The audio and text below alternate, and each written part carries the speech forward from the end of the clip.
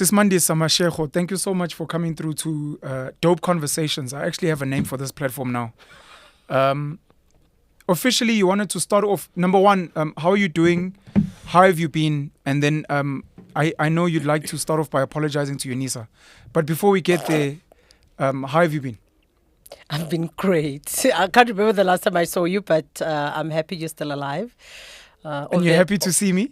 Yes, of course. I'm always happy to see you. Always happy to see me. Always happy to see you. I'm always happy to talk to you. I'm just pissed because you didn't listen to my voice note on WhatsApp. I apologize officially, and I shall listen to it after this. It has something to do with one of the most contentious conversations that you and I always have around the electoral reforms issue. Okay. And that is scratching, spoiling your ballot.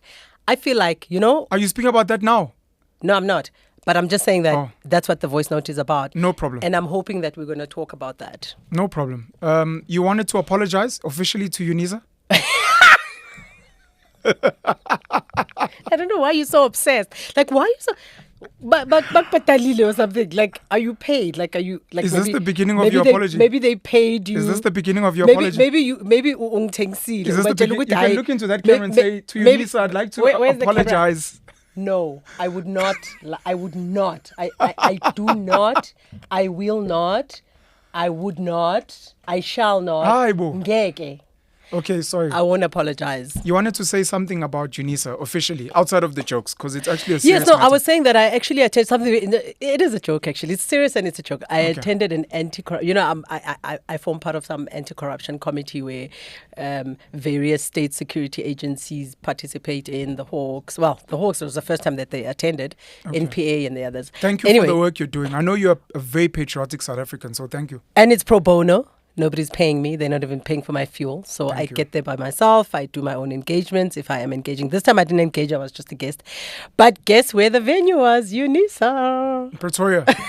The spaceship, or whatever it is. Makalniak. That was super amazing. Anyway, I got there and one of my not so favorite people was a keynote speaker. I think the deputy president of the country. But that's Mr. Paul Mashatile. Yeah, fortunately, I arrived when he was gone. Actually, ngihlangane neconvoy yakhe. Fortunately, it was going the other way, because if we were driving along the same side of the freeway, that could have been a serious security risk for me. But anyway, so I arrived when he was gone and it was done. And I could tell, there were these vibes from the Unisa people there. I'm not going to mention names. I'm not going to mention titles. I'm mentioning nothing. I'm mentioning nobody. Angifuna ukuthi ube ne-liability uenda up so xolisa ukuthi hi, those are Mandisa's views, they're not mine. I don't need to apologize. I don't want to put you in that situation. But bowuthukile when they were threatening to sue. I explained this, and look, I'm going to explain it again officially here because it's important. When I meet people and we build a relationship, of which you and I have one, I'm a human being. I've come to realize we live with robots and machines. I'm a human being and I genuinely care about people that are within my circle. So I know you are a PR specialist, you communications for decades, you've said, but I genuinely care about you and I know how rotten this country is and I know how corrupt some of our leaders are. So when you go out there and you potentially blow a whistle and you exposing rotten corruption. We've seen what happens to those people. I genuinely care. I don't care. People get I don't killed. care about the channel and the liability. I don't care about that. That's whatever this is. We can live outside of this. I love that about you because you've got the strong, like men shouldn't be shy of their masculine energy because that's exactly what we want from you. That's what we need from you. That's why you're men. So you're just so protective. It's so cute. Of course. It's very cute. You have to protect women because they are. It's very sweet of you. No, you are like you're a real man. I can say that for sure. Like you're Come a on, real let man. him know. Yeah. You are a real man. Aibo. Of course, you're a real man. You've got the beard to show it. Bengithi, before this goes downhill. Yeah. So that's what you wanted to cover, the irony of Unisa hosting an anti-corruption. Yeah. I was like, okay, fine. One of the sessions, was it earlier last year? We held at GCT, right? So Okay. I suppose In it's Cape easy. Town. Yeah, it's easier because there's a lot of government agencies in the. I mean, government has got a lot of venues, by the way. Like 100%. we've got community like halls and Yep. loads of venues that are just lying fallow and not being used. But anyway, so the university is a little bit more, better organized, better security, better Correct. facilities. Normally it would be an auditorium with kitted technology and all the devices that you need. So at UCT, and it was all great. The UCT vice chancellor, whoever they are, I don't know who it is, even at the time, didn't come and welcome us and do all these weird and amazing formal sort of things when the platforms meeting started. And that was all great, but at UNISA it had to be like a fanfare, There was it's a deputy Pretoria. I thought it was It's the capital. I thought, okay, I suppose, and I suppose maybe that's why the deputy president was there. But I thought it was like so ironical. I'm like, wow, anti-corruption meeting at UNISA. At Steinhoff. That is super, They should have hosted it at Steinhoff. You know what I mean? I'm not saying UCT doesn't have corruption, but I mean, they probably have to a lesser degree. Sure. Yeah. Otherwise, we would have known about it by now. But yeah, I thought it was, what an irony. It was like, wow. And one of the beautiful things that came out that sort of like vindicated me when General Libya was doing his presentation on behalf of the Hawks. He basically confirmed, and you and I had this discussion before, about if you had to quantify in rand value the amount of money that has gone down on the government side, down the tubes or in people's pockets to buy Ferraris and Lamborghinis that they can't drive because most of the streets have got potholes and stuff.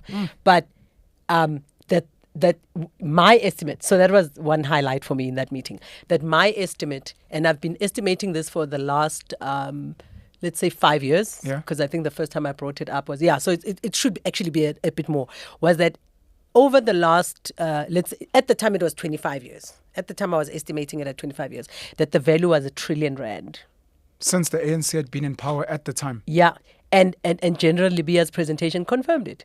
He put up a figure. I did my own calculations, and I came up to R1 trillion. And he showed a figure of about 933, like million. Something. I mean, million, billion, yeah. You? Short of a couple of hundred. Yeah.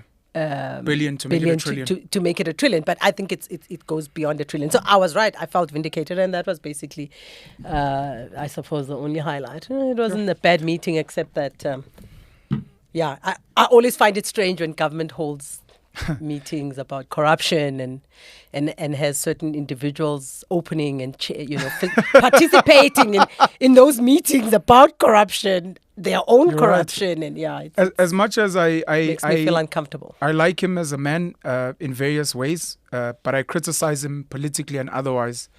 I think it was ex-President Jacob Zuma who was pushing the whistleblower thing during his presidency. What another irony. Which was another ironic thing people found. It's 2024, it's election year. Yeah. A lot of people, a lot of platforms are going to be inviting you for your thoughts, for your opinions. I'm going to be one of them. And I'm starting early in the year before you become too booked for us small podcasters. Your thoughts on the upcoming elections, just very generally. It's going to get heated later on, but in the year. But your thoughts generally, who should we be voting for? I know you've done some work with independents. Yeah. If I'm not mistaken, at the last national elections, you were running for Premier of Gauteng under the EFF banner. No, I wasn't. At the last national elections? I definitely wasn't. People assumed I was because I did quite a lot of, as I normally do in the rest of my, in many of the roles that I've played in my own private life and in my career. But I was not. They didn't have premier candidates. I remember voting, and I believe your name was on that ballot. No, it wasn't. Provincial. No, it wasn't. It was just the whose name face was there? It was just the name of the party. South Africa, you see, that's one of the many problems I have with the electoral system of South Africa. So firstly, even if my face was there, you would not have been voting for me. So even this year, the only people whose faces will be there and you're legitimately voting for them would be the independents like yourself. I think you should contest as an independent, and you still have time. I might help you campaign. I might help you campaign. Please slow that down before we speak about independence, because what you're saying is actually very important. I know. Yeah.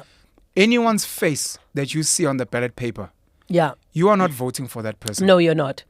Even for a ward councillor. And I know often people think that because they voted directly for a ward councillor candidate, and the face of that, it's that three-dimensional thinking. Everything is material, physical. I can touch and feel it, therefore it's real. No, the proportional party representation system basically does not allow you to vote for anyone directly, except for independent candidates.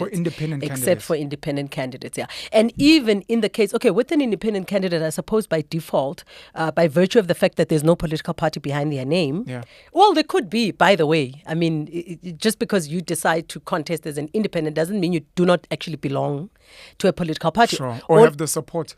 Or have the support of a political party, because this is a new space, we can explore. South Africa has got opportunities now to explore. But here's the thing. We haven't even begun to touch or scratch the surface of accountability, transparency, and civilian oversight. That's my biggest obsession. Because your government basically can do exactly as it pleases. You can't hold any of the public representatives accountable, except the independent candidates. But, and I say that tongue in cheek, even with the independent candidates, chances of you being able to hold them directly accountable without a political party there being involved.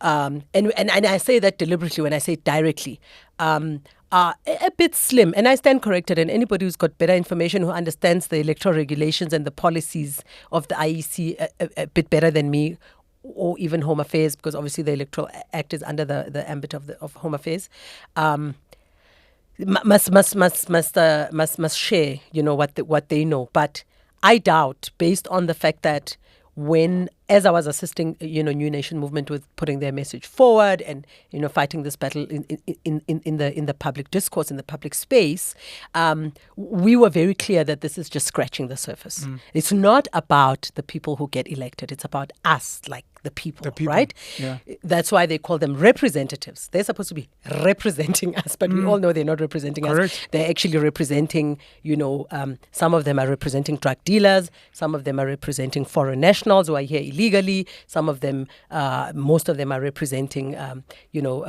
globalist individuals with deep pockets. Some of them are representing globalist organizations. Some of them are representing non-governmental globalist organizations like the new, the World Health Organization, which is a very infamous one to list. Some of them are representing other cartels. Besides drug cartels.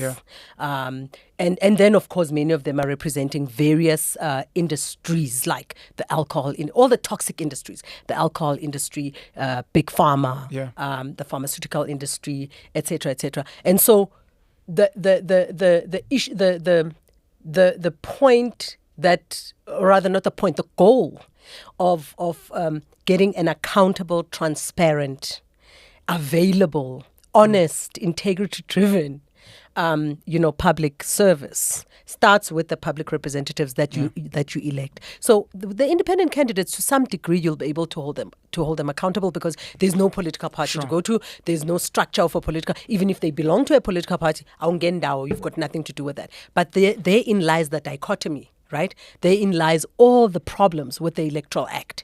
You'll be able to hold this, let's say it's an MP in this instance, right? There's an MP who's representing who? What's the constituency? The IEC doesn't know. They didn't work out constituencies. They said a constituency is a province. How the hell can a constituency be a province? And that becomes unfair and unconstitutional again. Right, so I was very proud of Michael Louis and Dr. Michael Louis and Musi when they went back to court. And I think Power FM invited me, if I can mention the name. Sorry for mentioning them. Please. Power FM had invited me. They normally invite me on this topic, and they were disappointed that New Nation Movement didn't go to the Constitutional Court. And I said, no, it's not about New Nation Movement. This is about the citizens of South Africa. This was just a gesture of goodwill on the part of New Nation Movement and Michael Louis, because he's been in this battle with New Nation Movement right from the beginning. And we were very grateful that he went back to fight it out this time. Because this fight is going to go on, like I'm saying to you. There's a lot of discrepancies. So if you will be able to hold an independent candidate, an MP, directly accountable to you for things that they are doing in Parliament, for laws that they are amending, repealing, proposing, promulgating. Okay, only the president promulgates, but proposing, or some other kind of accountability activity that they're supposed to do on your behalf. But you can't do the same for an MP who comes from a political party. inequality, right? Yes. Unconstitutional even. Yes. Because in the minute where there's an inequality, there's unconstitutionality, right? And so I was very surprised when, some of these people in government were proudly beating their chests and saying, oh no, now the Electoral Act is perfect. Like, it's far from perfect. We need 75% of the representatives, 75%. How many is that? Like 300 of the 400 in Parliament to be independents, and 25% to be from political parties. But of course, change requires management. You're saying that is what you guys are going for? No, that's what we want. Yeah, Van Okay. Zyl Slabbert demanded the same in his report. The high level report by former President Kgalema Motlanthe, because he also had. Van Zyl Slabbert is a judge. That's Judge Van Zyl Slabbert, who did the commission on the. I think it concluded in 2002. I stand corrected on the date, but it was commissioned by former President Thabo Mbeki. Okay. And by the way, he was doing it because he was trying, and this is the thing that pisses me off about the politicians in this country. And I suppose all politicians are the same all over the world. It's not fair to say they're the same, but they're almost similar. I see Europe has got some politicians that are becoming very, people-centered and trying their best to represent the people and to fight the establishment by fighting this big pharma nonsense that played itself out during COVID, etc. But in South Africa, we generally are sitting with a cesspool of really poisonous people in Parliament who have no clue what they're doing. But I want to put a comma, sorry. Yeah. I just want to emphasize what you've covered before we continue. Number one, officially you are not the premier candidate for the EFF. No, I wasn't. Thank you for that. That was my mistake. And I can this apologize. be the last time we discuss this? Not a problem. Thank you. Secondly, you're saying whatever face you see on the ballot paper, Cyril, John Steenhuisen, Julius Malema, whoever you put there, you are not voting for that person. No. You're voting for a political party to a point where that face, you may not see them anywhere ever again after that. So that's important. And the only time you can consider voting for a face you're seeing is with independent candidates. Thank you. You're saying with independence, the work that you guys were pushing, you wanted 300 of the 400 seats to be independent and 100 to be political parties. Currently, which has been deemed unconstitutional, all 400 seats belong to political parties. And that's the fight that you guys were going for. Is there a current split there where the IEC, the Constitutional Court have said, okay, we'll put aside these seats, or can all 400 be independents today? No. What they did, okay, so there's all these fancy calculations and language that they use, which is very confusing. So currently people are thinking it's 50-50. 50-50 is 200 that seats, there'll be 200 seats. Yes. So the wording says 50-50. I'm not sure which section of the Electoral Act. I can't refer you now. I didn't prepare to that detail. But the wording talks about 50% to, I think it's constituency or regional seats, right? Okay. And then that 50% of that 200 allocated to independents. So 100. Yeah, so it's essentially. So then it becomes 25%. That's what Okay. I was talking about, that we wanted to be inverted. Okay. Now, the contradiction that I was trying to highlight of the implication of having an independent or an individual. I'm happier saying independent, because often when you say independent, people are thinking of associations, say an NGO. Or a church, or you know what I mean. So not a political party, but maybe another organization, something like that. Exactly. Okay. But that's why the word independent was preferred. Okay. Because any individual can stand for office, whether or not they belong to a political party. Or any organization. Or any organization, Sure. I suppose, except a satanic cult. Let's have limits. Sure. No, of course. It's like the South African Constitution says you can believe in whatever you want, you can belong to whatever religion. Satanism is a religion, siyabonga. It No, is thank actually, you. but yeah. We've got enough Story for another day. Satanists governing our lives right now, whether we like it or not. So we don't want to give them any constitutional rights. So except for Satanism, you can, or Satanist, Independent. you can belong to any organization. Yeah, I don't know if you can represent. I mean, even if you're representing a private entity, like a for-profit entity, Yeah. a big company, who would know? Because you'd still Yeah. it would still be penal. You know Sure. what I mean? Even if you manage to get who's your favorite billionaire on earth? Let's go with Aliko Dangote. There you go. Even if you got him Yeah. to pay for you, you wouldn't be under any obligation to say, because by what's the word that I'm looking for? By virtue of the fact that you're an individual and you're an independent, you basically are supposed to be holding a constituency. Now, here's the problem.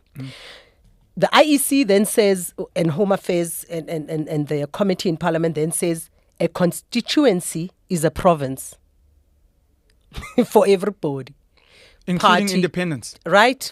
So let's leave the operational component. If I had to contest as an independent, Gauteng is not a problem for me. I can be in Heidelberg and in Winterfeld in one day. I can be at the tip of Sebokeng, and in Bronkhorstspruit Gauteng, I think, one day. It's our smallest province. 1.8. Whatever it is. It's our smallest province. It's very tiny in terms of land size. 1.8% of the land mass of South Africa. 1.8. Yeah. Less than 2% is Gauteng, which is the most populated province. It should just be a big city. Yeah. So that's okay, right? But for somebody who's living in the Northern Cape and Western Cape and all the provinces that are vast, Northwest, grossly unfair. But let's leave the unfairness. Let's talk about accountability. So that independent will have to account for, things that happen or do not happen in their constituency based on the agreement that they would have made and reached with their constituencies. How are you going to hold a political party accountable on the same basis? Are you going to have one requirement for an independent and another requirement for a political party? I mean, gross inequality, grossly unfair, more so unfair for citizens. And I can tell you right now that political parties are not going to take advantage of that loophole. There's a loophole there. They could send their strongest candidates to actually contest as independents. As independents. That's it. Because they already are in the money schemes. In the fundraising schemes. Independents are going to struggle this year. Unless they are independents that are, let's say, and please, Wayne, I'm not saying this is the case, but let's say, for argument's sake, Outer. Wayne Duvenage. Yeah. Let's say Outer wanted to have people to represent their cause. Right? For, to make sure they have a representative in Parliament to make their work easier, because they do a lot of government oversight. They could fund 10, 15 people. And say, look, please, we, quietly behind the scenes have an agreement with them, but still those people would then be accountable directly to the citizens. The only thing I wanted to say was there's many, many loopholes, many, many weaknesses, many problems with this act still, despite what Parliament says. I understand they were in a rush to have an election, and you can't have change overnight that's going to happen to the extent and the effect, to the total effect that you wish to see. Change is always, especially at a country level, it's always going to be at a gradual, sort of staggered level, right? And that's fine. So this is the first, hopefully this. I'm really only excited about the independent candidates. I already have a candidate in Gauteng that I'm going to vote for. Okay, I hope he's there. Besides, I wanted to ask before you give your candidate and not me. Yeah. You're passionate about independence? Yes. Very. Do we need to have a sit down with smart but close to ordinary people about what this means? Because you're very right. I've sat with Dr. Michael Louis. There's a lot of complicated maths. There's a lot of weird things. And it's very frustrating. And what Cyril and them signed in for this election is part of the reason why I think people like Duduzane Zuma, who was going to run as an independent, decided to abandon. And now he's set up, it's called All Game Changers. HEC is their political party. This is who, Duduzane? Duduzane Zuma, yeah. But his father just started a party called MK something that has an IP fight with the ANC in the courts. I don't know if Jacob Zuma founded Umkhonto weSizwe. He may have. I haven't read. Okay. But I know he's currently the main ambassador and the face of Umkhonto weSizwe. And he said he will not be voting for the ANC, even though he said he's not even going to vote for leave. AGC.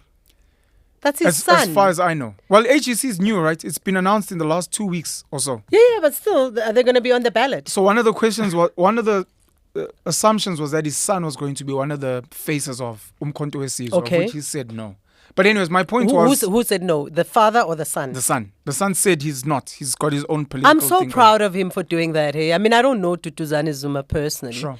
But I think that's a very smart move. This MK thing is just not... I mean, I don't care. I don't care. They can do whatever they want. It's their constitutional right. But it's just so I want us at some point, not today, because I know it's very late and it's complicated. Yeah. But I'd like us to talk about independence, constituency and those things. I think it's very important. And break it down for an ordinary person to understand, especially if especially you and I, because we agree, we're saying, guys, in the future, this is how elections will run. And we need as many of you as possible, as early as possible, to understand. So that if we pass on or if whatever, you guys will keep this fire burning. Exactly. To be like, this is actually what we want in the future. So we're not going to keep it high level for Mandisa, no Dr. Yeah. Michael Louis, no Musi Maimane. I'm always very simplistic about it. We want you, as many of you students and graduates, to understand it.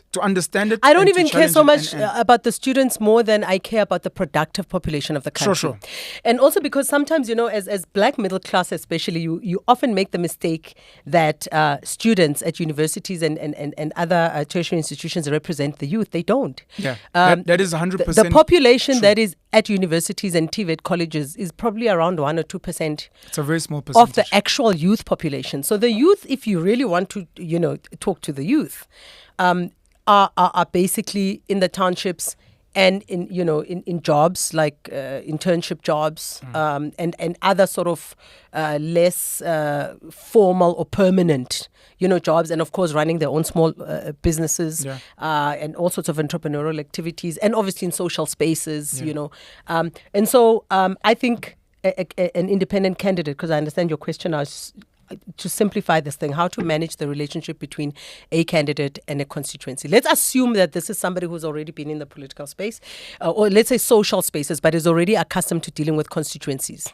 or let's call them customers, for lack of a better word. Somebody who has experience dealing with people, many people, right, at the same time, on issues that affect all of them together, because that's what politics is about, coming together to solve. I just wanted to ask, you're happy with the light shining here? Is it problematic or? Bit distracting, yeah. No, but is it bad enough for us to intervene and do something, or can we carry on?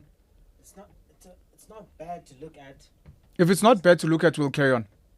As long as Usis Mandisa, I'm loving the sun. You're loving the sun. Yeah. Happiness. How do you feel about it? No, I'm good. You're good. Yeah. Oh, we can carry on. Thank you very much. I'm loving sir. the sun. I'm loving the sun. Sorry, Sis Mandisa, please continue. No problem. So what I was saying is that for a person, aspirant independent candidate in the elections, I'm hoping that they had already started their work, but let's assume they haven't started. They're only starting, let's say now, the 1st of February.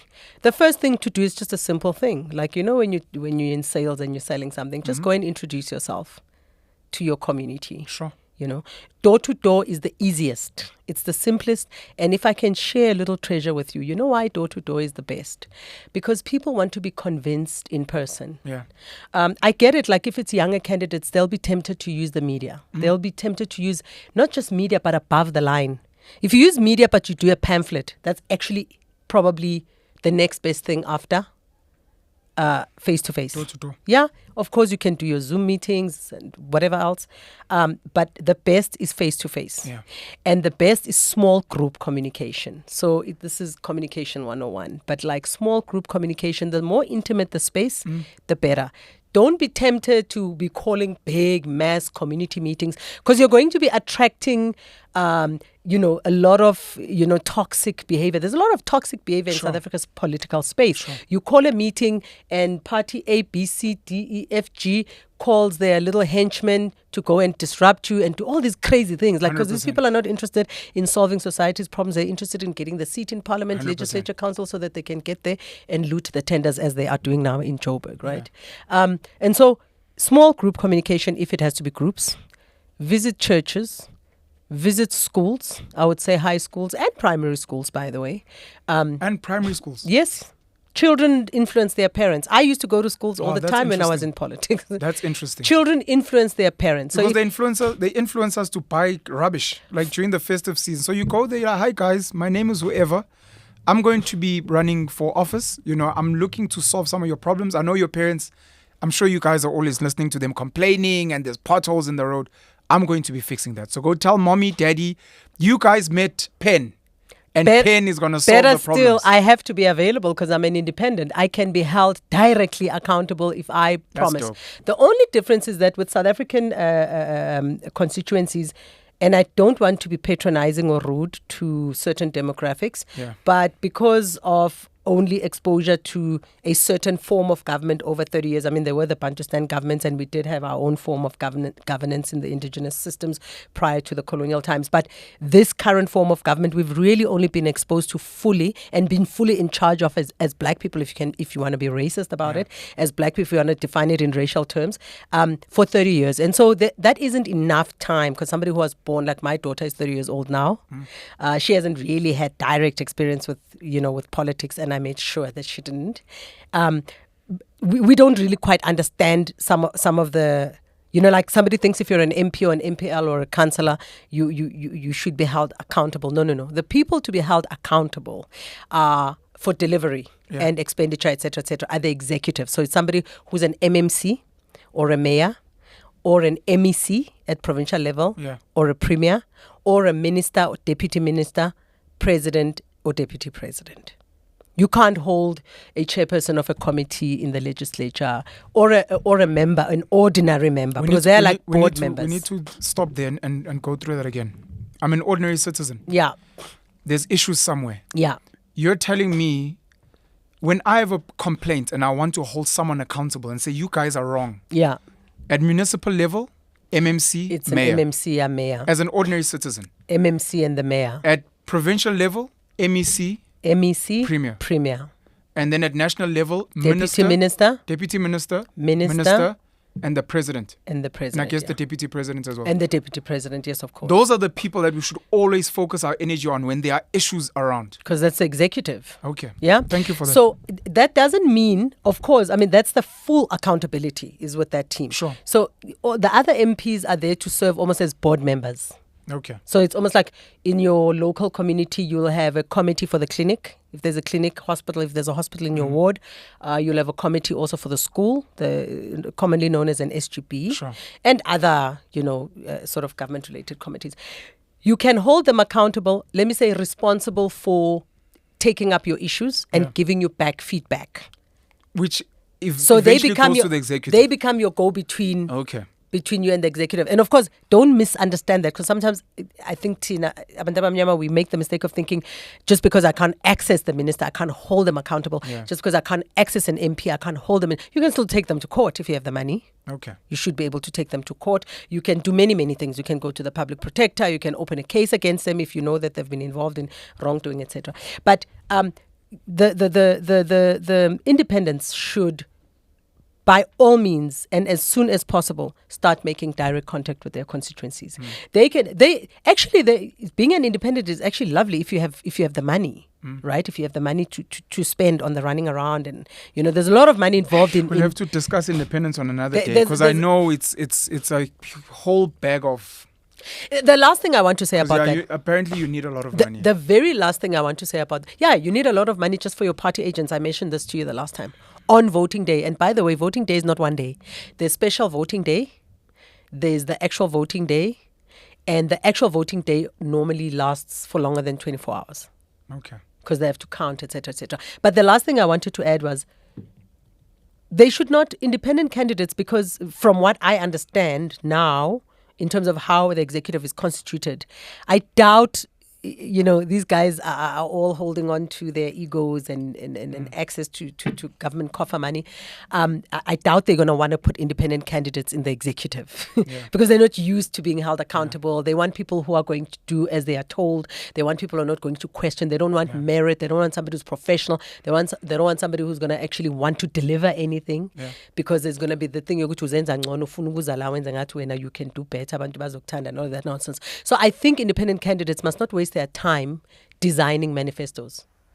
They must just ask their constituencies what they want and tell their constituencies, what their specific portfolios will be in terms of their own, what they want to focus on when they get to Parliament. They must study the number of committees that are in Parliament now and see what are the portfolios that are there available, decide where they are most knowledgeable, and then serve in that portfolio. And then also reach agreements with their constituencies to say, this is how I'm going to work. Because you see, the Electoral Act might be nonsensical. It might be very crappy. Yeah. And it's still unconstitutional, like I mentioned to you. It has elements of inequality. But its weakness is an advantage for independents. So they can still decide because there's no regulations. They have not yet developed regulations for how this independent thing is actually going to work. They're just going to do what they usually do and just, pay as you go type of, behavior. But that's a plus for independence. So if you're an independent in a constituency, you're going to have the latitude because of the lack of guidance from the IEC to actually manage your relationship with your constituencies the way you wish. You're going to tell them, what is a cycle for you? So what are your cyclical meetings? When are you going to report back to the government? Doesn't have any of that unless they're going to go and copy and paste the American model, because the Americans have independence, right? Or the British, I don't know, wherever else there are independence. I think Zimbabwe has independence, but please, we do not want. I have no idea. No, they do have independence. Sure. They even, that Zimbabwe even has a constituency-based model. Like we had during apartheid. Yeah. But because it's Africa, African citizens see themselves as subjects of politicians. Of a king. Yeah. And the politicians are the kings. The chiefs. And the chiefs. The chiefs on the hill. Can't ask them anything. There's even if you ask them, we don't have a model for that accountability, that framework. The only model we have is throwing stones and throwing petrol bombs and burning and destroying stuff that we can't even afford. Blocking roads. And when you look at the constituencies that are burning infrastructure, destroying buildings, murdering and all of that, those are the constituencies by and large, and I'm not saying all of them because I know a Pimville, Naset Diploof extension, Ayakoko Amarates, or should be. But those are the constituencies by and large. My mother, it's an old colored township. My mother pays rates and taxes, But it's mainly those constituencies that don't pay rates and taxes, that refuse to pay rates and taxes. It's those constituencies that are, where majority of the, is it 25 million people are on social grants? Where majority of the 25 million people are on social grants live, who are already benefiting from the taxpayers' money. And the tax base is what, 5 million people? Yeah. Well, it's please 10 million. I'm not sure how whatever big the number is. And I'm including. But it's between 5 and 10, and I know the grant recipients are between 25 and 29. Right. But they were 30 million at the time of COVID, right?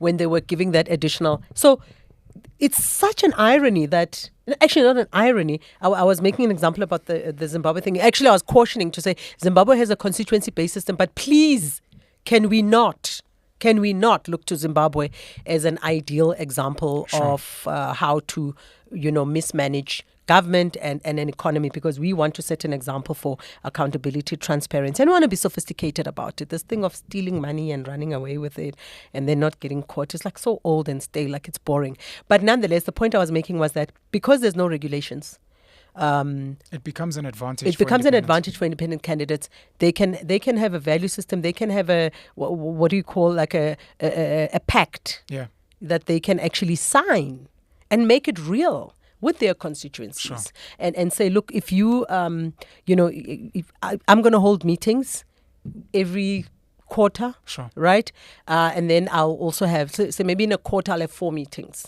One meeting will be to come and understand the issues, explain to you my portfolio, explain to you my strategy. If you agree with my strategy, you give me the thumbs up. If you don't agree, you give me suggestions, etc., etc. And then I go back, I raise the issues, I follow up, I do everything that I need to do to make sure that your problem is solved. Obviously, it will be a problem. Or your economic proposition. Maybe that community has a proposition for how they want to develop their community, how they want to invest in their community, how they want to build their community. More proactive, fresh, exciting stuff. And then I'll come back with feedback, etc., until the term ends. And now and then I'll come and give you reports in terms of how well we are doing. Now and then I'll come and give you my victories, where I've had tangible victories. You'll see them in any event. If, let's say, for instance, I'm pushing for a high school to be built by both province and national, for national to allocate the money to the province and make it a conditional grant. Anyway, schools are built through conditional grants.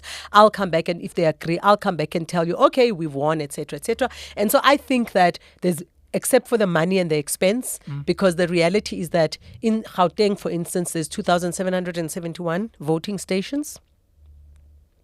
That's a lot. In a voting station, you would want to have, and that's an issue that I think me and you tried to talk about before, and we said we'd discuss it in another episode. But if you are sitting, if let's say you and I are contesting as independents, And I really would have loved to. I'm not, but I really would have loved to, just for the fun of it, right? And I would have, and I think I would have done. That was going to be one of my quite well. questions. That if the system was the way you wanted it to be, Yeah, I would would you be have. running? Yeah. No, I would have. I mean, I don't have issues talking to People communities. like you should be sitting in parliament in one of those 400 seats, raising a voice and representing people, in my opinion.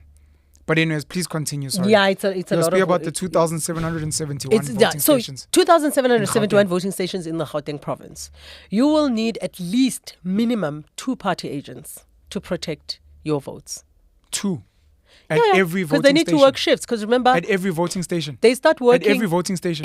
2,771. So 2 times 2,771 Because- as an independent. Because remember, they said a constituency is a province, your intelligent government, your intelligent national government. 5,542 party agents I'm going to need as an independent For 3 to days. represent me for 3 days For 3 days. at all the voting stations in Gauteng alone. Just to watch your votes, to make sure that the Electoral Act, that part of the Electoral Act, voting policies and procedures are being followed, and that there's no shenanigans, because that's what the party agent is there for. And that party agent must be trained. Fortunately, the IEC has a mandate to educate. We discussed that many times. They are not honoring it, right? Sure. So by now, I'm expecting the IEC to say, call a meeting of everybody, right? Yeah. Representatives of political parties and the independents of people, after they've closed the registration process of parties participating, and say to them, here's our package, our support package. Seeing as we are not doing anything for there's elections in South Africa every 2.5 years,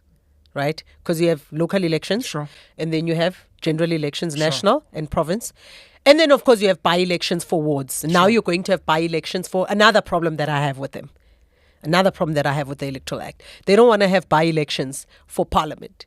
I went to a discussion, and the level of thinking there can really sometimes makes me feel like, I shouldn't have left my job at Vodacom business and spent those 7 years in that legislature, because it's more like I didn't learn anything except the toxic part. But anyway, the point I was raising was that the IEC and the package. The registration.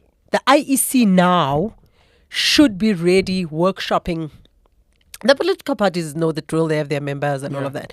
But there are new political parties. I think I was talking to somebody yesterday, and they were telling me since between September 2023 and today, over 30 new political parties.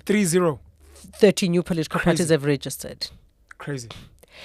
So I'm hoping that it's actually a clever strategy for whoever wants to be a president of that country, president of those parties, to actually contest as an independent and just use the political party as a base, a mobilization base. That would be clever for me. Sure. Right? But anyway, so I'm hoping that they have a package, and that in their package they're going to share what's going to happen on voting day.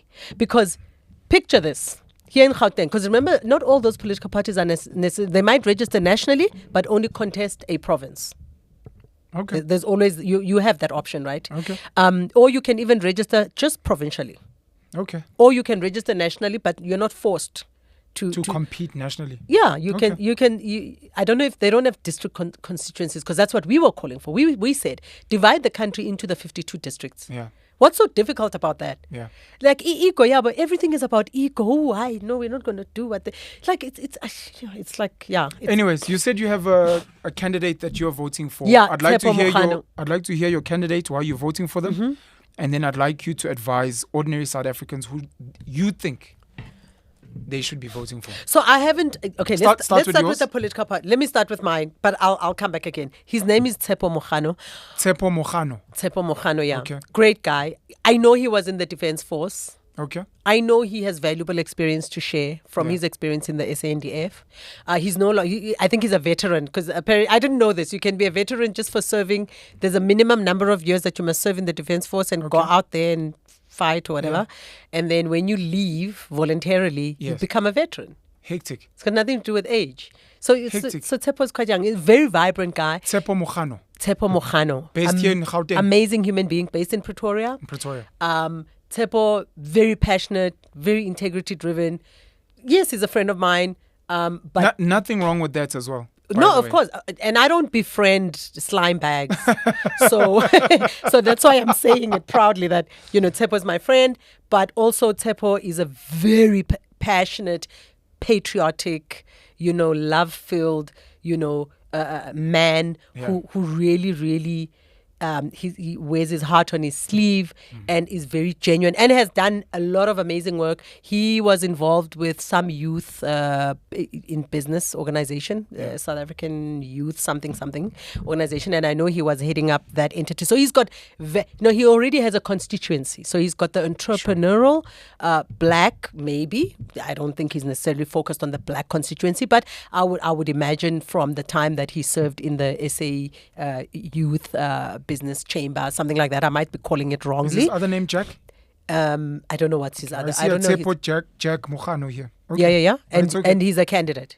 And it mentions that he's No, he's I'll registered. check. Yeah. I'll So just I do know a quick I'm Google hoping search. that he's gonna go through with his registration. I know when I chat to him on WhatsApp, his WhatsApp profile picture already has independent candidate and he's got the South African flag. So I'm really rooting for him and I am gonna vote for him. So my vote is not secret in that regard. When it comes to the political parties, I don't have anyone that I really would like to recommend. I also want to state openly that I suppose since for the last 4 years, I have been. I'm constantly, continuously being invited to meetings by various political parties, either to join their party or to advise them or do some other work for them. Like I think I did similar work for ABC. Please mention ABC. ABC. Abantu Batu Congress. Yes. Yeah, when I they remember formed. you running. Yeah, I did. This was at I started local elections. 2 weeks before the actual election. So Elections. nobody That was- really knew I was there. that They was were 2020 like 2021. Yeah. 2021. Yeah. You But- were running. ABC was a party, They just started. Yeah. a political party, Yeah, and you were yeah. the face. I remember Yeah. that. They Okay. just started. Yeah. So I have a lot of, and I wasn't. I mean, I You've think. left. Sorry. Well, Or you still have a relationship. yeah, I have a relationship with Okay. them. I'm not a member, but I have a relationship with No them. problem. And so I have this experience where political parties are constantly trying to get me to join them. And it becomes such a humbling experience, one, but it also becomes a very, like a bit of an awkward conversation because I'm not really sure why, political parties want me to join them. Like, Is that a genuine thing that you're saying? yeah. They're never really honest. Oh, they don't tell you. Yeah, but you're aware of why. I hate making assumptions. So obviously you've got experience. Number one, you've got experience. You've got a lot of knowledge. As you're saying now, having spent your time in this space, you realize how many ignorant people are in there that have been there since, some of them, 1994. So they can see that you're actually sharp. They could literally, if you're part of a political party, ask, Sis Mandisa, please can you read this, or do you have any intel? And you become almost a free consultant to upskill them. Exactly. I'm not willing to be anybody's what I free mean? consultant anymore. And then you're an amazing speaker. You're very articulate. You're very intelligent. And you've got a lot of people. They know this for a fact. You've got a lot of people out there that support you. So you also become like a carrot to bring voters in as well. Mm-hmm. Those are my assumptions, but I'm comfortable with my assumptions. And So I believe so they're you true. see, if But they don't say it, is what you're saying. and this is the thing, right? So Yeah. you need people to be frank. When we're doing, We want the business or female whatever, vote. We want the black vote. What do you We want? the Just be sure. honest about it and be brutally honest about it. So I can make an informed decision. So I can, because I know what's going to happen down the line, Yeah, right? I'm going to get in there, join you. I'm going to just be me. 100%. I can only ever be truthful. I can Yeah. only ever be genuine. I cannot be bullied. I do not allow myself to be bullied. Yes. I went through school as a short little girl. So I've always had to fight for myself. Yeah. And that's just innate. And our culture in South Africa, we have a subculture of violence. Yeah. Psychological violence, social violence, physical violence, economic violence, political violence, all forms of violence. Yeah. Even witchcraft Correct. is a pandemic in South Africa and it's violence. Yes. And I can't exist in a violent space. I really can't. I'm a communicator. Sure. I'm a communicator and I'm an over communicator. I say things 5 times. I say them 10 times. Yes. As long as I think this person is really not getting what I'm saying, I'm going to keep repeating it. No more ngadinega. So one of the things I really, sometimes I'm curious about, like, what do they want? Because even if I agree, and I'm like, okay, fine, let me join yet another political party and help them, right? Because my relationship with ABC is still ongoing, by the way, Sure. but it's no longer operational. Okay. Yeah. But I'm not a member as well. Because I took a decision. I do not want to be a member of a political party anymore. I don't need to be. I think at the level of exposure that I have, Yes. and the level of understanding of not only South African politics, but global politics. Yes. And African politics, of course, there's nothing much to understand there, right? But I have a fair understanding. And I really don't want a full exposure into African politics. Like, I'm scared of it. It's a violent space. It's a very violent space. Very, very violent, aggressive, crass, have no intention of doing anything right. It's just like crazy, right? But I understand global politics. I consume a lot of that content. I read a lot about it. And since I was a kid, I was always into American politics. I think many of us were, and British politics. Yeah. And so I have a good understanding of their systems. Do you think you're bigger than politics currently? No. Not out of arrogance, but from I'm going to reference Trevor Manuel here. So Trevor Manuel, when it came out last year, myself, DJ Sbu, sat with Prof. JJ Tabane. Yes. He implicated certain people in being involved in the background with setting up COPE. With the fundraising and those things. And Trevor Manuel's name came up. Trevor Manuel thereafter, in the case that he has, I think currently with JJ Tabane, said he's no longer a member of the ANC. And some of the conversations I had outside of that with people that are ANC members or affiliates or whatever the case may be, they said, look, a political party is just a platform. It's a platform for power, for access to resources, tenders, whatever the case may be. And some people get bigger than the ANC to the point where you become Patrice. I think his father, they were ANC loyalists. Yeah. He might still be. But you get to a point where you're like, look, I don't necessarily need the ANC to carry on doing business, to have my relationships. They may actually need me. So I'm asking you if you're bigger than politics in the sense that, look, I could join a party and assist them, maybe be the face if needs be. But with my knowledge base, I don't necessarily need, I don't need that platform. I've got my own platform. I'm worthy. I'm good enough. I could stand on global platforms and speak at the UN, and I don't need to represent a political party. Is that what you're saying? You said it better. But beyond that, right, because, I'm still an African at heart and I'm humble as a result. I have a lot of problems with the political system in South Africa. Yes. So it's frustrating. It's a frustrating space. And, having worked with Abo Bulelani and the guys from New Nation Movement, right, who did such amazing work taking this thing relentlessly to court. Yes. Actually, you sort of reinforced my passion and my love for my country. Because all you ever wanted to do was to serve. Literally, I know it sounds like a goody two-shoe thing to say. You just wanted to serve. Yeah, because I'm an empath, right? Okay, I'm no longer an empath. I'm a recovering empath. I'm a recovering empath. I'm no longer an empath. I'm no longer that yes girl. Oh, you want this? Mandisa's going to say yes. Oh, no. I'm not even going to do it pro bono. No, I'm not that person anymore.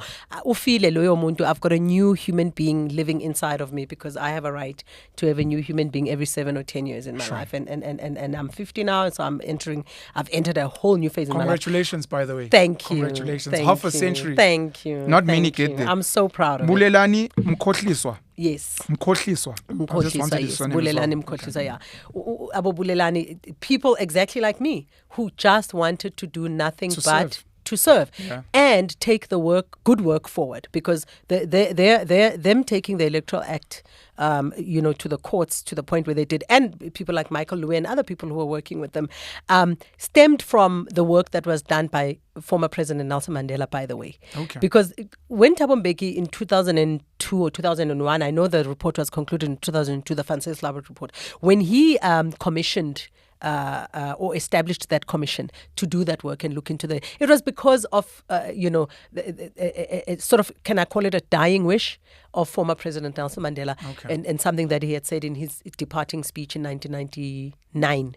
Okay. When he left, when he resigned and didn't come back. And now he's people that followed him from his party, fighting over power eternally. course. In fact, the two people who caused the most problems, I think, in that organization, former President Thabo Mbeki and former President Jacob Zuma. I mean, no, for real. Like, I mean, they are the only two that seem to have issues with, I was removed. I was this and that. They owe me more. I need more. More power. This one is, but during their tenure, Thabo Mbeki, it's a different story. I think he tried his best, but nonetheless, sorry, a political party that you recommend for South Africa, even though I know you're giving a long answer right now as to why it's tricky right to answer. now. So I'm going to vote for one on the independent Mokgano. ballot. I'm voting for Tsepo Mokgano in Gauteng, and please, I don't want to be lectured about he's not a female. I'm a meritocrat. It's not for me. If a female independent candidate wants me to give them my support, They must show you. They must let me know. I haven't met. capability. No, but I must also know who they are. Okay. Like I'm no longer that naive Mandisa that I used to be. I used to be very naive. I used to take people at face value. I know Tsepo, I can vouch for him, I hear you. and I'm sort of like in a way also working with him to help him sharpen his campaign, etc. And I'm proud to be doing that. But the political parties, I don't know. I see some new people. Yes. I don't know if... look, I mean, I've got my short list. And in the interest of protecting myself and my peace of mind, Yes. I'm not going to mention the short list. Okay, don't mention the shortlist. I want to ask it this way. Do you think South Africans listening to you that like you, that think you're smart, you're passionate, you're a patriot, should they vote for the ANC? Yes or no? You don't have to make it What do you mean? I must say yes or no? just yes or no. I wouldn't vote for the ANC. Should they I vote have for no, the DA? I have no motivation to vote for the ANC. Never mind yourself. There are people that you know. Let's say a young Mandisa who was naive back in the day and wanted to serve. Sis Mandisa is turning 50. I'm so proud of her. I'd love to hear what she has to say. Should that young Mandisa on her 20? So you see now, I've 25? already discriminated against the ANC, right? So let me retract that, because I don't want to discriminate against anybody. I have my wanted to short just list. mention the I've top got, three. I've got 3 parties in my head Yeah. that I've shortlisted for me, for myself, because Okay. I'm sorted on the independents. Okay. And should it get to the elections and none of them have convinced me, because let me tell you, none of them will give you an accountability model. If I can get a political party that can convince me that after they've been elected and they have their 2, 3, 4, 5, 200, 100 seats in the case of the ANC and bigger parties, or ANC rather, because they're the ones who get more than 100 seats. Yeah, they have 200 and whatever. I think 200, second yeah. is the DA with With 8, just under 80, 100. 80 something. Yeah, and just then the under EFF 100. has 44. Just Yeah. under 100. Okay. So if I can get a political party that can assure me that I will be able to get accountability directly from each member of parliament serving in a portfolio in terms of the work they're doing there when I need, to engage with that portfolio, or a minister. If I can get direct accountability, Yeah. not mediated through the courts, a newspaper being exposed on direct, and that accountability will be both respectful on both our part, my part and their part, but also genuine, honest and transparent. And I don't have to, because often, how many people, when they need information from government, they need to, get that information through either the minister's office. Of course, those officers are capacitated and resourced to service constituencies, by the way, but you can't access them. For you to get access to the, let's say, accounting or financial expenditure, or donations that grant funding or donations that department may have received from some global entities, because that's something that would interest me, for instance. You have to literally break your back. I mean, they don't make it easy for you to get information. And that's the first sign that there's dodginess happening. Because that information is there. It's readily available. It should be public knowledge. Listen. It should be. This is not top secret. This is our war strategy. Government if everyone attacks South Africa. Government is overly subscribed when it comes to employees. In the age of artificial intelligence, in the technology space, and, all the technology that is needed, whether it's hardware, software, the programs to manage your work, whether you're working in the private sector, in your own business or government, the private sector has acted, has reduced. I know all the mobile companies have reduced their staff because a lot of their processes have been condensed, etc. Automated. Right. But also some responsibilities are literally condensed. Sure. So where they would have 20 people doing the same thing, just subdividing because of volume, they would literally now have only 5 because they've got so government is no exception to that. Why are they not downsizing? And yet people are sitting and they take 2-hour lunches and the system is offline and we can't access things. With a debt of 5 trillion. Are you registered on the CIPC? In terms Your of company? Yeah? Yeah. Do you get those fake Tender bids? Which fake? The ones that come into your inbox? The tender. Yeah. The Bizwangan, when they're requesting. Yeah, RFPs, quotations RFQs. for- Yes, tender. 100%. Majority, if not all of those things are fake. Sure. I know that, yes. Why are they not stopping it? I've spoken, I tried to speak to the Deputy Minister of Finance because that CIPC should be under their auspices. Why are they allowing our information? I can literally sue government for that. Because it's actually, we should, now that you're raising actually, it's one of the actually- class it's action actually lawsuits. Breach of It's breach of confidential information. your private very right. information. You're not scared about the CIPC. I don't know if it's the CIPC specifically. People can go and check this. Do I want to give them this website? Do I? I don't. I don't want to give it to them. Please don't. Yeah. I'm not going to give them the website. I'm going to say this. I can actually type your name on Google and it will show me companies that you're a director of. Can you imagine? And it also shows your address, or at least your company address. I've been seeing this and I don't understand how that's... And your registration number. Possible. There's something wrong with that. Right? So we are being exposed to a lot of danger, a lot of invasion of our privacy, a lot of, financial risk. It's just financial risk. Yeah. To have some idiot somewhere sitting, maybe even Nigerian, because I hear most of these a lot of the online scams are actually run by the Nigerians. Yeah. But I block them. And now the thing with Outlook, right? Because I use Outlook for my business emails. Sure. If you block one email, or let's say you block 20 emails, it ends up spamming a lot more people because now it's... Really? My IT guy told me this. I was like, why am I getting so many emails in my spam? He's like, hey, are you blocking those government tender things? I was like, yes, I have to. And he was like, stop blocking them. Just delete them every day. Because what it does is this thing reads a rhythm. And then it starts to pick up like a pattern. So any email that comes in and has got words that match, tender, proposal, RFQ, sure. Whatever, it will spam, So a lot of your emails end up in spam if they are business emails. My guess is that when you block, this is my guess. Yeah. If it is multiplying how many you get. Yeah. When you block, it means they know you're getting emails. In what sense?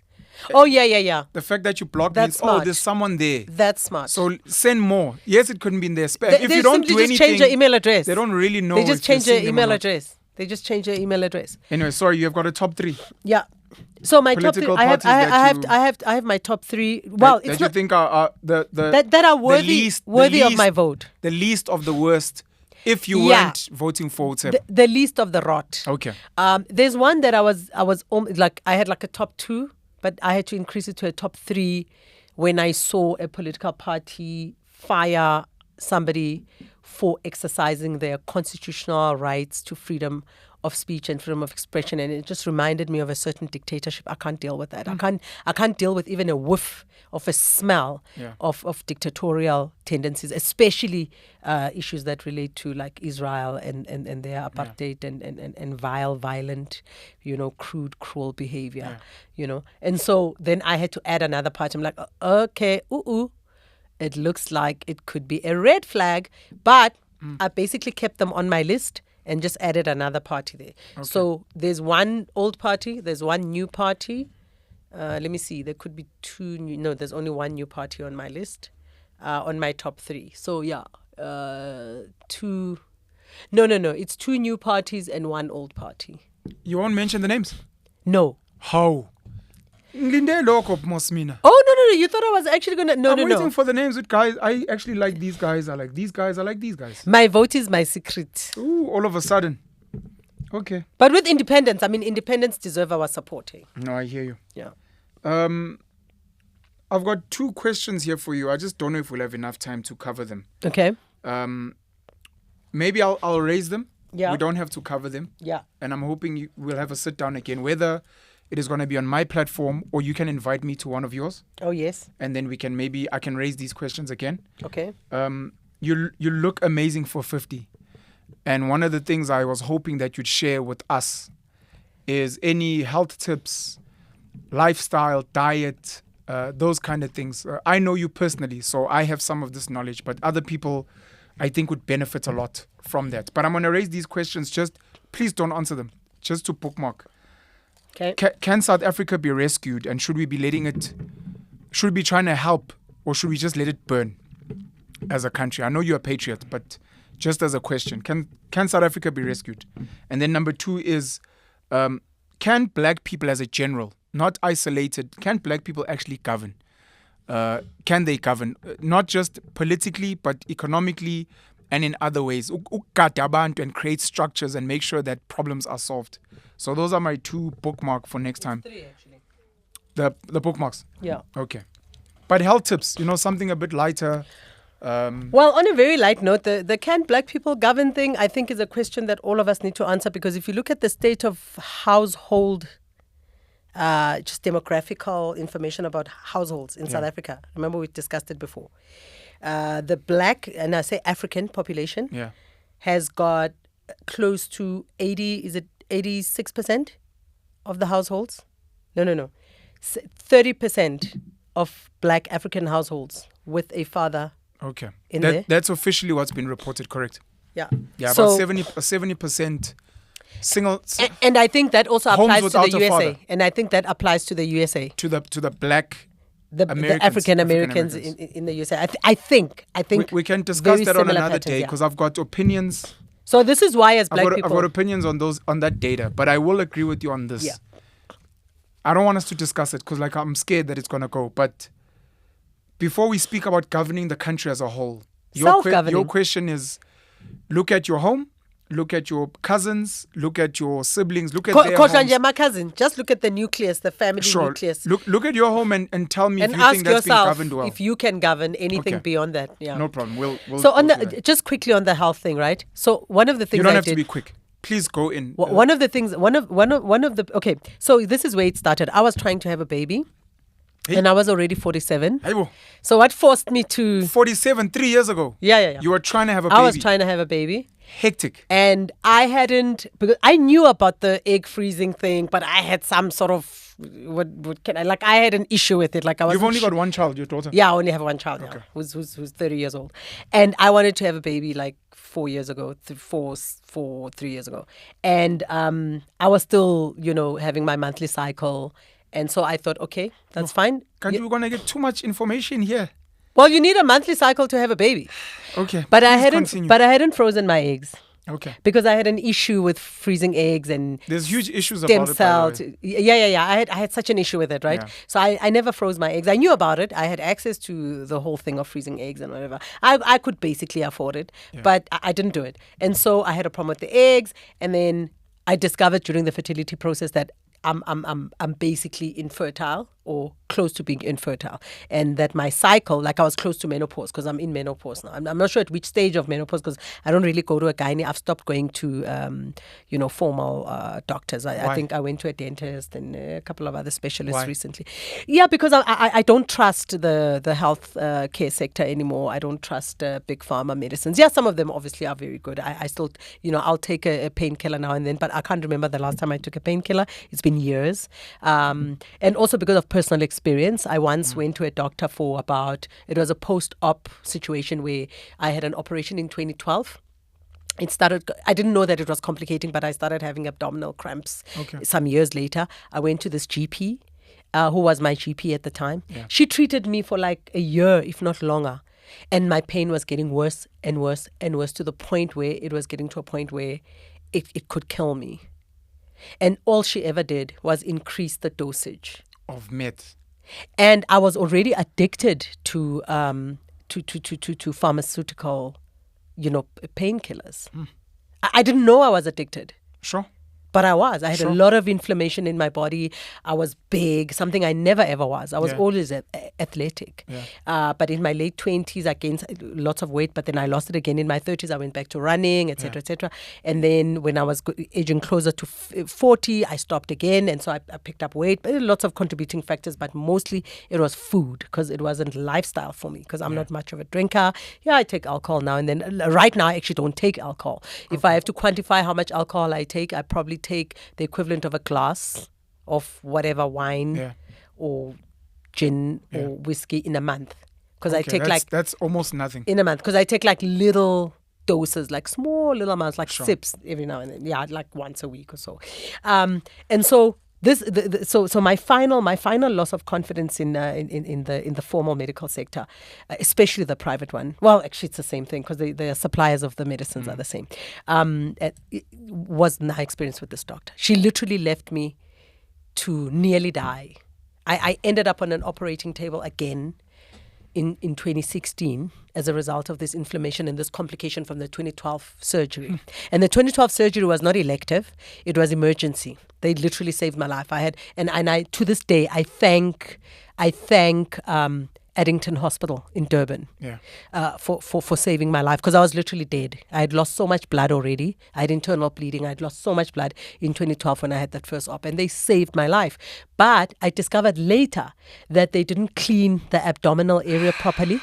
So the blood that was left there formed what you call adhesions. Long story short, I then ended up going to I don't know how many specialists in 2016. Was it 2016? Yeah, I think it was 2016 before I actually found a gynae. I don't know if she's an obstetrician, but very, very good gynae actually. With Dr. Tsebekulu in Park, what is it? Park Lane Clinic, who actually Park Lane is really good, yeah. before I could actually get to her. Sorry, Mandis. Almost running out of time. How much time left? Well, I'm saying on the space also. So 5 minutes? You don't know? We have 30 minutes on the space. Oh, that's the time that's running out. Yes. The 30 minutes. Yes. On the, Okay. No, we'll go for another 10. I think we'll shut it down. Thank you. Yeah, so anyway, cut a long story short, I went to I don't know how many specialists. It got to a point where I thought my spine was a problem because this was abdominal. So if it's abdominal, it manifests in the lower back, in the back. Okay. So you know, like, okay, you wouldn't know period pains, but similar to period pains. And unfortunately period not. pains can feel like you actually have a spine of Yeah, pain because I it's hear in you. that abdominal area. So anyway, I then decided, you know what, I can't do this. Because even sorry, shout out to Dr. Tsebekulu. Dr. Tsebekulu, yes. at She Park Lane literally in at Park Lane, Johannesburg. yeah.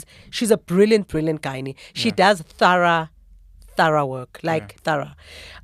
Yo, we love the good doctors, man. That Yes. still actually want you to be To be healthy. well and healthy. And who are honest.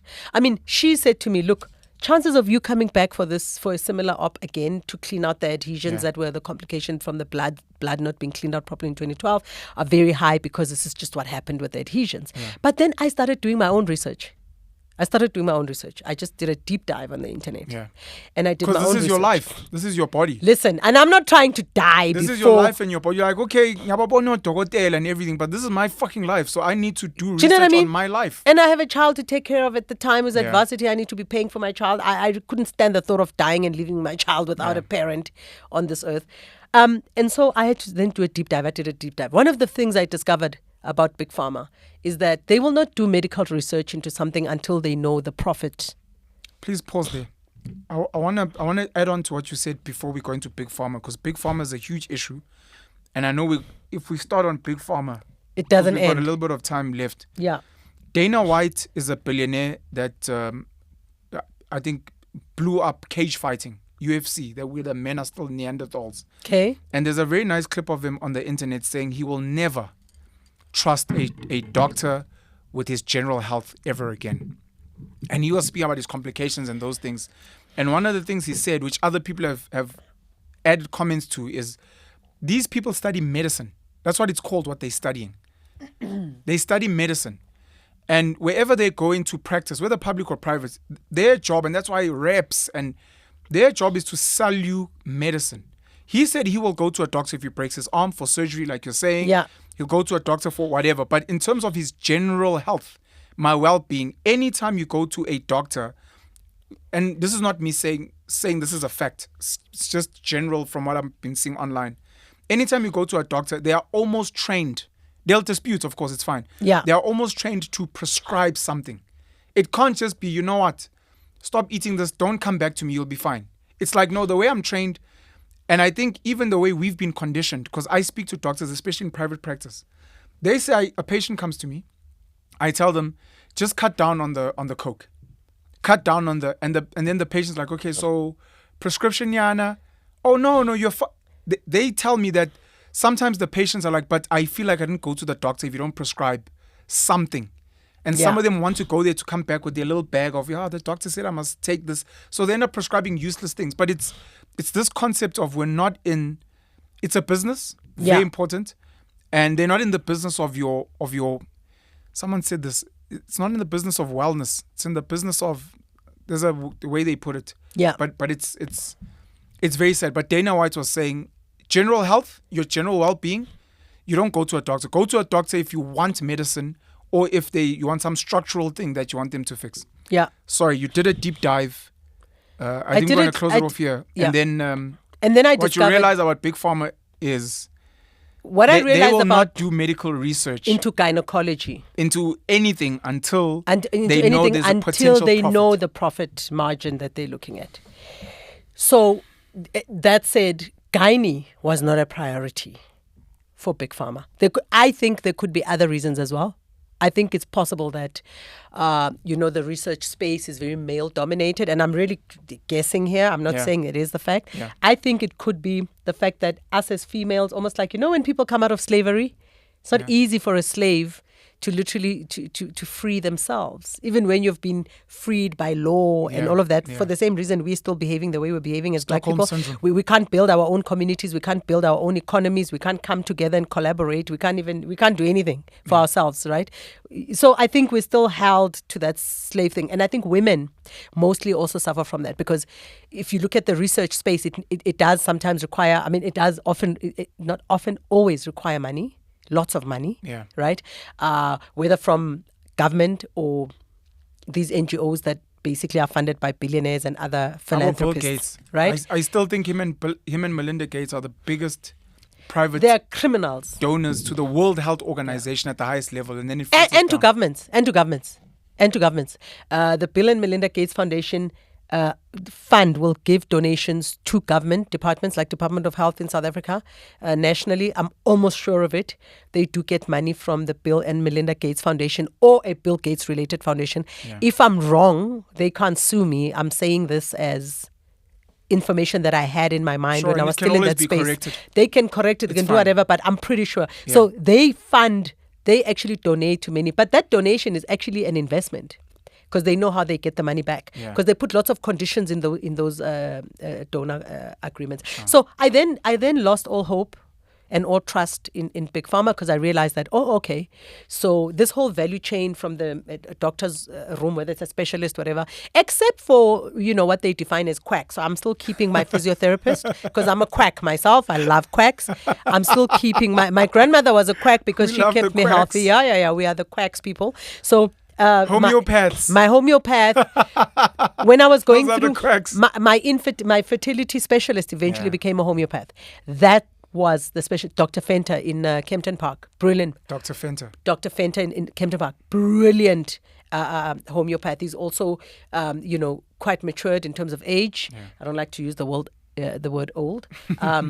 So he has a lot of experience in homeopathy. And what's nice is obviously from the first generation of homeopaths who had to endure a lot of abuse from the medical sector. But he is the one that led me finally. I've always been health conscious. I've always exercised. I've always been fit. I've always been this, that, and the other. I've always loved, herbal remedies. I grew up with my grandmother in the rural areas, and all I ever knew was umroho and fruit and wild stuff. And my grandmother literally, if you were sick or you had a cough, she'd just go somewhere, dig up something and boil it and make you drink. So I grew up that way, and I think that's what drew me. That's what always created the alternative of the so-called quacks for me when a medical doctor. We have to shut it down. When a medical doctor fails me. So basically, that's how I started my journey. I'm sorry, I'd like us to.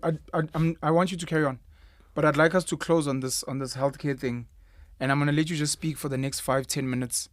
But I'd like us, so there's those questions I gave to you, but I'd like us to have an episode, whether here or elsewhere, wherever you want, where we're only discussing health. I think it is fundamentally important. You know it's fundamentally important. Yeah. So that we're not rushing it. Yeah. So that we're not, because we have to take if you just want to speak about just gynae, just big pharma, we must. Because there's a lot. Yeah. It's a lot. But There's anyways, a lot. And gynae, and let me tell you why. please feel free to carry on for the next 5-10 minutes. And then but you see, the thing is with gynae, right?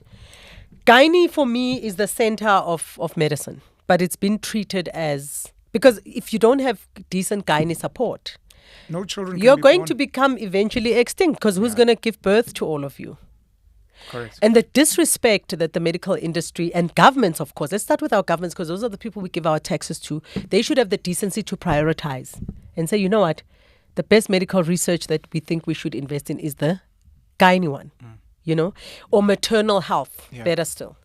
And so, and especially in the current epoch that we live in, there's so much knowledge that's resurfacing, indigenous knowledge about maternal health. African indigenous knowledge systems have got the most amazing, empowering, very responsible sort of not lessons, but lessons that lead to responsible behavior, let me put it that way, in terms of maternal health, that actually even explain why we had the various coming of age ceremonies. Sure. That all of us boys go through them, but now we only emphasize the circumcision. For Makos and other groups as well. Yeah. And it's not about that. It's actually about your well-being, your health, your physical health, your spiritual health, your psychological health, your mental health, which is psychological.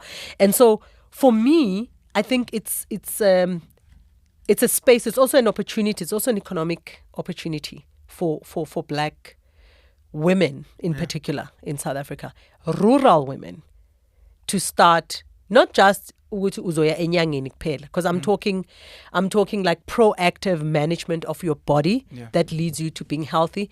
And the reason I'm raising this as for me the biggest red flag is that, do you know how many birth disorders are actually caused by either vaccines that you had as a child or medicines that you've been taking up until the point where you had the child? Yes.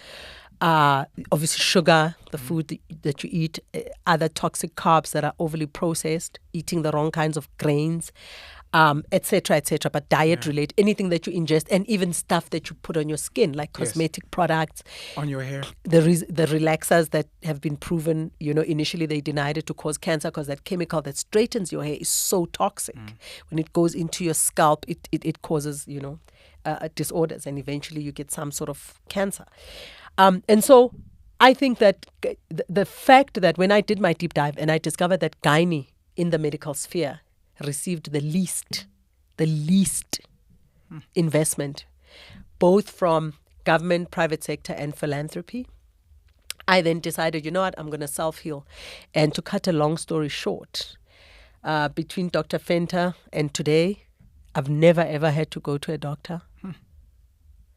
The adhesions that Dr. Tebekulu had advised me on are there. She's correct, because I know how to sense them when they get. But you know what I've picked up? Every time I eat something, because after eating you need to be still. Yes. At least for an hour, just to feel whether there's anything that's happening in your body, because then there's something that you ate that's causing it. And when you wake up first thing in the morning, there's certain bodily aches that will tell you that, okay, there's a problem in this part of your body, because you've been resting. Now you suddenly get up. That activity for like the first 30 minutes tell you a lot if you listen to your body. That's why self-healing is the best form of healing, because you know what the problem is. You don't have to wait for somebody. Your body tells you. So I then never ever went back to a gynae, and I don't need to, and I will not. I know exactly what's happening now inside in my body. I know what to eat. When I eat certain things, my adhesions, that abdominal pain, it's very slight, sort of get irritated. And so there's certain foods that I just don't eat anymore at all. There's certain foods that I eat more of. There's a frequency of eating now Yeah. I used to be addicted to food, like literally, and to sugar. I'm no longer addicted to sugar. Yeah. I definitely don't take alcohol. Yes, I still do other things that are not healthy. I don't know if I should say them because there are young people who watch the show and they might think it's okay if I say I do this and then they go and do it. It's not drugs though. But there's I eat less, something I could never do Yeah. before. I eat when I'm hungry, literally. So, for instance, today I have eaten. I ate, my first meal was at, I think, 1 PM. Yeah. I don't eat before 11 because that's the diet that Dr. Fento got me on. I don't eat izambane, potato. One, it's not even indigenous to Africa, so I'm okay with it. I don't eat maize meal. If I eat uputu, because I love uputu, it will be like once a month. Maize is also not indigenous. Maize is to definitely not indigenous. But, I mean, if you can get an organic maize, it's fine, as long as it's not too refined. Okay. So even the maize that's not indigenous, you can actually, if you grow it at home, process it yourself, make your own milli meal at home, I think you'll be fine with it, yeah? It's the overly processed one that comes with a whole lot of additives. So I've reached a point where, like, I don't know this person. I wrote down the name because I'm going to go look him up. Yeah. Is it Dana White? I'm not anti Big Pharma. Well, It's actually, not- I am it's not anti. Dana White. There's actually a biologist that he references that apparently is really dope. I haven't watched his content, but I'm Yeah. going to send you a link. I'm going to Please. send you a link to Dana White's video because he mentions the biologist he sat with. Okay, Who perfect. changed his Because life. I read, like, I'm into Yeah. biology. It was my favorite subject when I was in school. I got A's Oh, without biology. even trying. Yeah. Biology. I saw somebody on TikTok telling me, no, it's not biology. And I'm like, oh, please, 30%. Oh, easy. Let's shut it down. Any quick closing words? Sorry. I mean, I'm very... But thank you so much for that knowledge, that information. But we're going to unpack it on another platform. Yeah. Because I know we're rushing it and I'm sorry. But I know you're very health conscious and I know you've been tired of only speaking about politics. So we have to do this. Obviously, constantly speak about Big Pharma and the problem. I think some of the world is starting to wake up now. Yeah. But then outside of Big Pharma, because we can point fingers Yeah. to what you're saying, self-healing, learning how to listen to your body. Things like meditation that you think, oh, it's for weird guru. No, part of it was actually to be able to listen to your body and also to feel your aches, pains. Thank you so much. Thank you. Sis Manis, let's shut it down. I look forward to sitting with you again. And like I said, I think I've got a name for this thing now. Dope Conversations. Dope Conversations. When did you come up with that? A few days ago. Cheers.